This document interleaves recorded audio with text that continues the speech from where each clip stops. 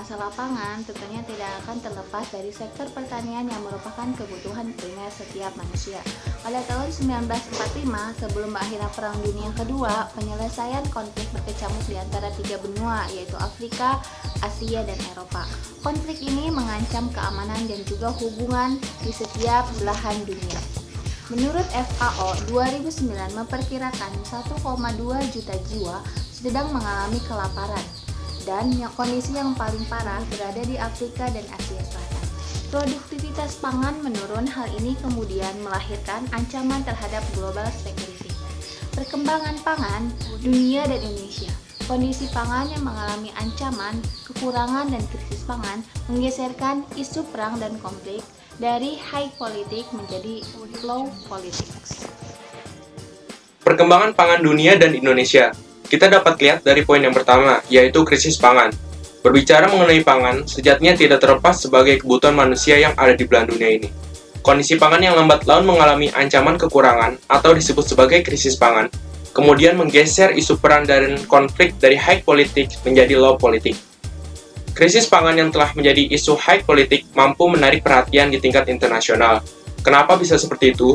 Karena kondisi pangan pada tahun-tahun terakhir ini sangatlah memprihatinkan. Sebelumnya, Irak yang pernah mengalami embargo saja pernah mengekspor hasil pertaniannya berupa padi dan gandum. Begitupun dengan Rusia.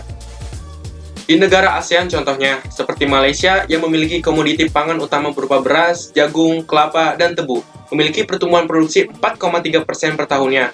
Sementara itu, komoditi pangan berupa jagung dan beras oleh Vietnam dan Indonesia, pertumbuhan produksinya mencapai sekitar 2,2% per tahunnya. Sedangkan jika dilihat jumlah pertumbuhan populasi penduduknya per tahun, Malaysia 2,5%, Vietnam 2,2%, dan Indonesia 1,9%. Walau produksi pangan tergolong kecil, hal ini masih mencukupi kebutuhan pangan negara-negara tersebut, jika dilihat dari populasi penduduknya per tahun.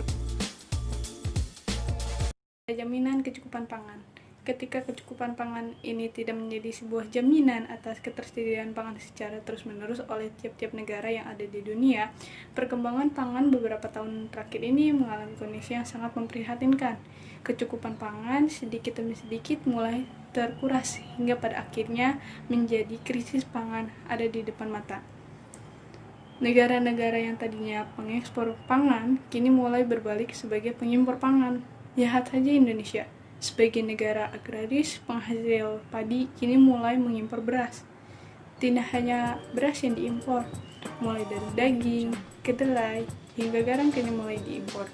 Jika kondisi ini terus dibiarkan, akan menyebabkan ketergantungan yang sulit dihindari. Tidak hanya itu, para petani dan produsen yang ada dalam negeri tidak lagi memiliki ruang gerak yang luas dalam memproduksi hasil lahan pertaniannya, dan imbasnya pada rakyat kecil yang terus mengalami penderitaan. Ironis memang, negara yang memiliki letak yang strategis ditunjang dengan lahan yang subur harus mengimpor pangan dari negara lain, tapi kenyataan itulah yang dihadapi Indonesia saat ini. Sejak tahun 1980, pertanian mendapat perhatian besar dari pemerintah sehingga kondisi ketahanan pangan Indonesia pada saat itu sangat menjanjikan. Berbagai upaya pemerintah Orde Baru dilakukan, salah satunya adalah membuat Badan Urusan Logistik atau Bulog, di mana Bulog ini didistribusikan kewenangannya melalui Koperasi Unit Desa KUD, akan tetapi fokus pemerintah berubah ke arah pembangunan dan industri. 4 tahun terakhir, hampir 160 triliun dihabiskan pemerintah untuk impor pangan. Padahal, menurut Badan Pusat Statistik BPS, semua provinsi ketersediaan pangannya cukup karena didukung oleh lahan produktif yang luas dan memadai.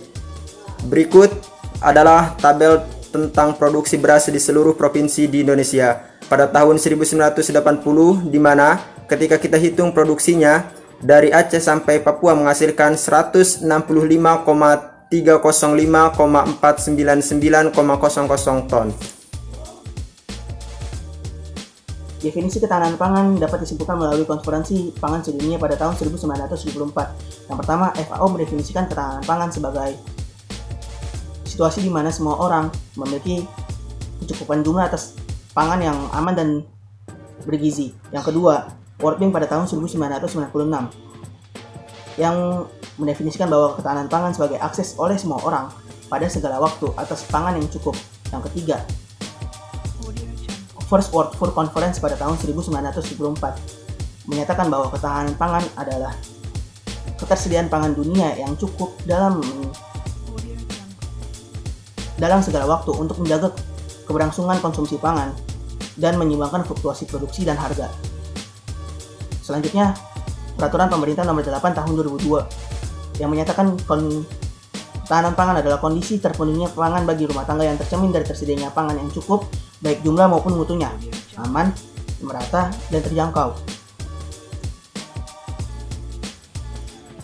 Pemicu terjadinya krisis pangan di dunia antara lain: 1. Jumlah penduduk. Populasi manusia kian bertambah. Pertambahan jumlah penduduk ini tentunya akan mempengaruhi pola konsumsi yang juga kian meningkat. 2. Pengalihan fungsi lahan. Semakin maju suatu negara tentu ditandai dengan semakin berkembangnya pembangunan yang ada di wilayah tersebut, yang tertunjang oleh infrastruktur yang juga semakin baik. 3. Stabilitas harga. Meningkatnya jumlah penduduk tidak sebanding dengan hasil produksi pangan, atau juga dengan kata lain, jumlah penduduk yang semakin bertambah sementara produksi pangan dirasa kurang akibat pertumbuhan penduduk tersebut. Karena terjadinya pemanasan global atau global warming beberapa tahun terakhir ini menjadi bencana besar di muka bumi. Baik, selanjutnya ada bencana. Terjadinya pemanasan global atau global warming menyebabkan perubahan iklim yang sangat ekstrim. Sejak tahun 90, peningkatan suhu per tahunnya meningkat sekitar 0,3 derajat Celcius pada seluruh musim. Pemanasan global ini menjadi salah satu terjadinya perubahan iklim dan akan mempengaruhi turunnya produktivitas pangan. Hal ini juga akan menimbulkan penyakit yang akan menyebabkan gagal panen pada tanaman. Nah, lalu apa sih dampak krisis ketahanan pangan terhadap Indonesia? Tragedi yang terjadi pada tahun 97 di mana beberapa harga kebutuhan bahan pokok tidak stabil sehingga menyebabkan terjadinya krisis pangan atau kelaparan.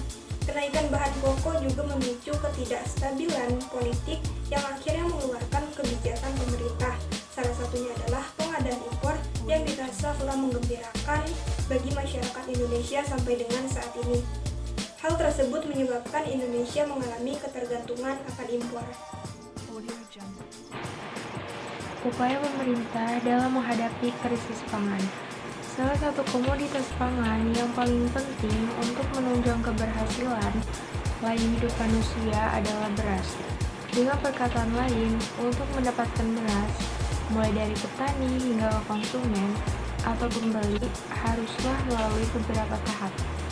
Tahapan lainnya berada pada aktor-aktor, mulai dari petani, individu, masyarakat, tengkulak, hingga pemerintah. Maka dari itu, keterlibatan berbagai aktor sangat dibutuhkan dalam memperoleh pangan khususnya beras. Selain itu, aktor yang terlibat tidak hanya mengharapkan pemerintah sebagai satu-satunya aktor dalam mengambil kebijakan di tingkat atas, melainkan juga harus melibatkan aktor di level bawah, misalnya para petani dan yang lain. Aktor yang terlibat dalam mempertahankan ketahanan pangan. Setelah kerjasama antara berbagai aktor telah terjadi, langkah selanjutnya yang harus ditempuh pemerintah Indonesia dalam upaya mempertahankan ketahanan pangan adalah: 1. Negara dalam hal ini, pemerintah harus memperhatikan produksi dalam negeri, bukan hanya produksi dari pertanian, tetapi juga harus memperhatikan sektor perkebunan dan peternakan. Perhatian pemerintah terhadap ketiga sektor tersebut harus diingatkan guna menjaga ketersediaan pangan dalam negeri. 2. Dalam menghadapi pasar bebas 2015, Indonesia harus menjadi basis produksi pangan khususnya di kawasan ASEAN. 3. Kestabilan dan keterjangkauan harga terhadap pangan oleh masyarakat. Indonesia harus diperhatikan oleh pemerintah. 4. Perluasan wilayah atau tanah garapan khususnya di bidang pertanian yang tadinya semakin terbatas menjadi pekerjaan rumah pemerintah untuk menunjang peningkatan produksi pangan. Audio Jungle.